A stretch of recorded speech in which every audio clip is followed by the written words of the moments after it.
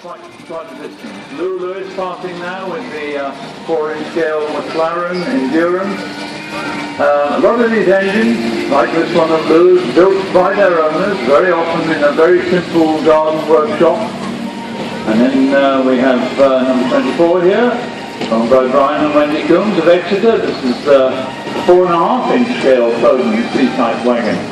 And painted out in the livery of the Pt2 Brewery in Exeter. I imagine Pt2 Brewery might well have operated such engines. And we have Paul Williams coming by with a little 4-inch scale Burrell traction engine. And Tom has been around for a few years actually.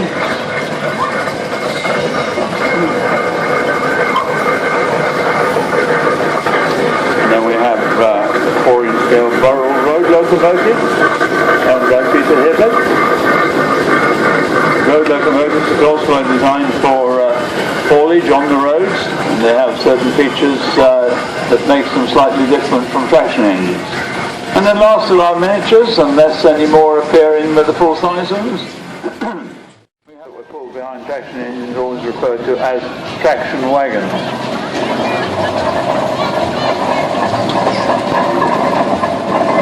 Hello, Mr. and Mrs. Shipton. Hello, Dave. So, first of our full-size engines, preceded by Terry. The Red Flag Act went out in 1890, still does it regularly for us. And here we have the Little Brothers Tasker. The Tasker Twilight, spent his working life in Ireland.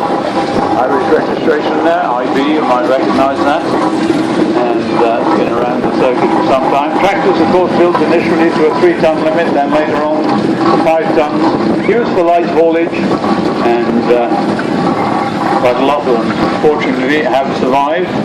And this is one of them. And if I just do a quick check.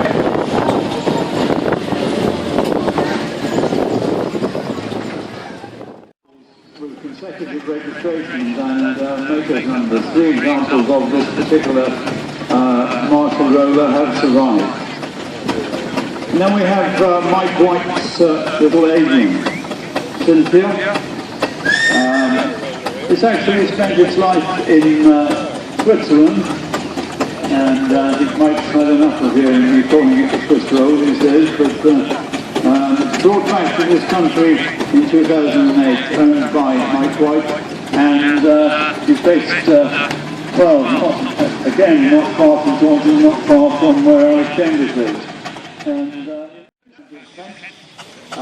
Haveling and Porter were based in Rochester, and the prancing horse became their trademark. This was operated final years by W.W. Buncombe of Highbury, owned by Richard Newman. Notice the telephone number for Buncombe's. They were Hybrid 12. And W.J. King of Bishop Lydiard were Bishop Lydiard 3. Bitzer coming past now. And it's known as Bitzer because it was made up of a variety of different things. It is actually a sort of replica of a showman's wagon. It has a Brian Donkin engine in there with a vertical boiler, a very large governor on the front, I see, and a dynamo. And it's freelance, more or less based on the style of a Foden wagon. It's owned by Robin and Rachel Neave of Fordingbridge.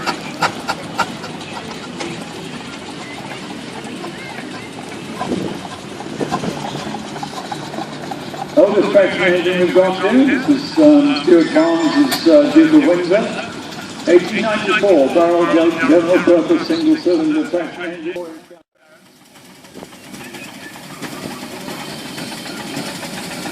And then another of our tractors, we call the Tarset tractor, and here we have the Burrell Gold Medal. Gold Medal because the RSC trials in 1970, Burrell were awarded a gold medal. This one owned by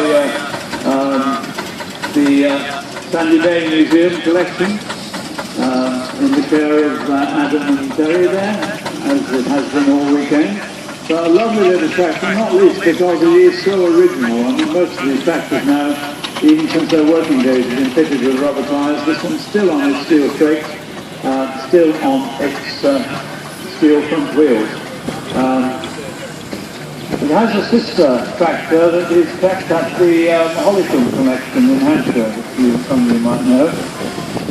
Wallace coming past, Garrett 40D, probably the most popular type of engine that Garrett actually built from working life in Ireland. Owned by the Bolson family from near Exeter, and Wayne and William's father and William and George's grandfather, of course. The first of their engine was here, and the second engine was theirs, George and George today. George, you've actually let them have your garage. Just for today, this is half-size McLaren. It's believed to be it's the first half-size McLaren to be based on gigantic, and not as most of them are on Bodicea. And this one, the old family car, that is, isn't it? Nice comfortable seat in the back there, then.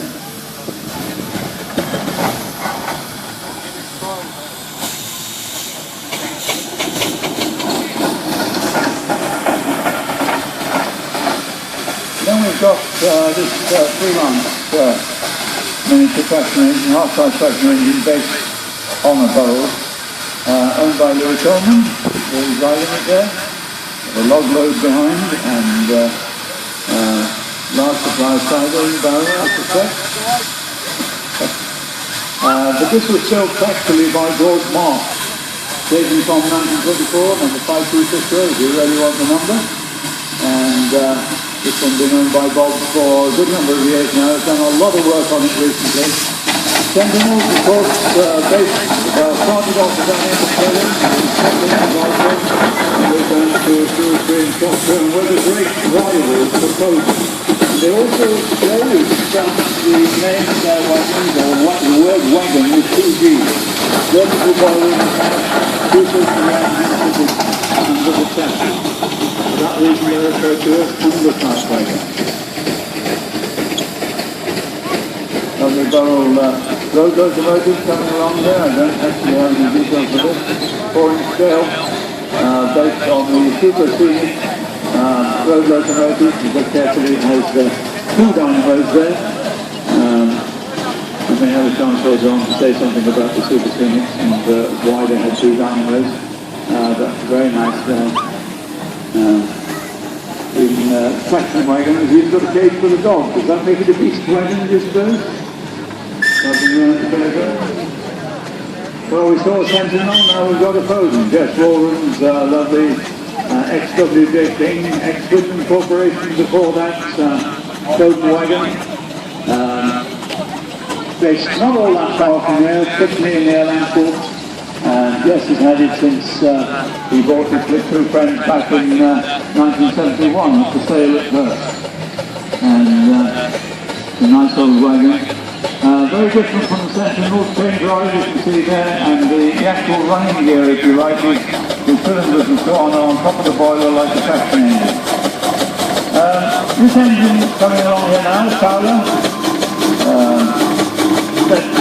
not a lot of existence there. He spent most of his life in Ireland. It was bought recently by Ian Gideon, who was driving it, partner steering. And this is the first time at any event in this country, first appearance, and good to see it here. Good start as life as a roller, there's no secret about that. And now running here, another Clayton Shuttleworth, I think. Is it Clayton? Clayton. Garrett. No, never mind. I thought the history has been the most hard work of all. It was restored originally by the late John Crawley and then spent 10 years in a museum in Swindon. And the second of Jerry's engines going past there, the little showman's type tractor, Princess Victoria. It's been around here for many years. And then the second of our ex-Bunkum rollers, This one owned by Pt2. He lives in Wales. This recently had a full restoration. This was around researched for some years in the ownership of Ford Brothers when it was painted in their house colours of grey and orange. One has to say that it suited particularly well. And then two of Dave Loder's engines coming. Go to Lewis going past first. Lovely little Wallace and Stevens oil bath roller, believed to be the only surviving oil bath roller, and has been with the Loder family for good.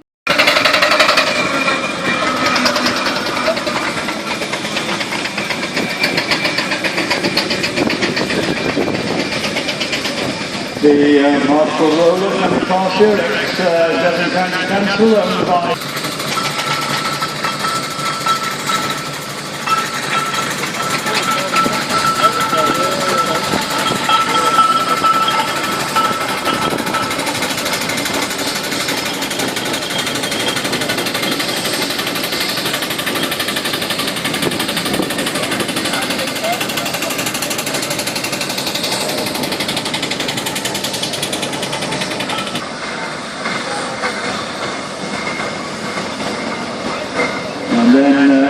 Williams Fowler.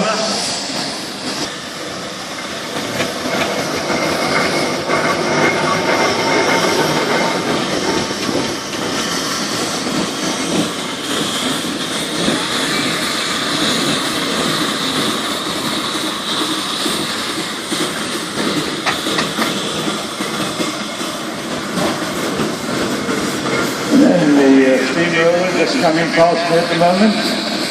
Richard Newman's Abbey and Porter, ex-W. Begley Duncan of Hybrid.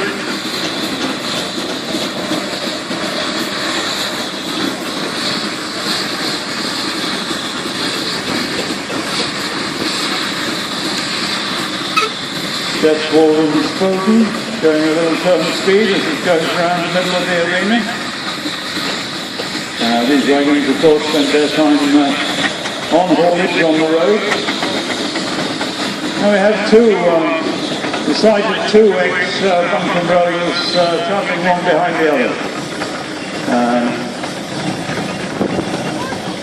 Richard Newman's going up front and Titch Masters coming up behind with the second of the two.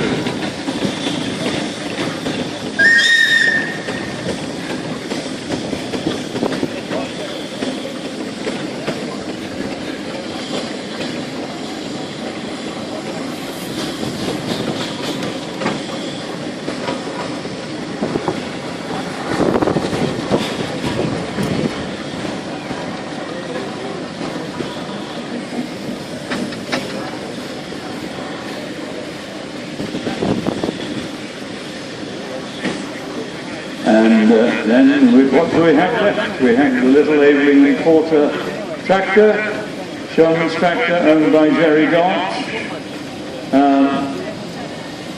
Can I remind engine owners please that they need to go out on the right-hand end of the arena if you look towards the commentary box. Please don't go out the left-hand end of the arena because we want to get the steam all moving in the same direction.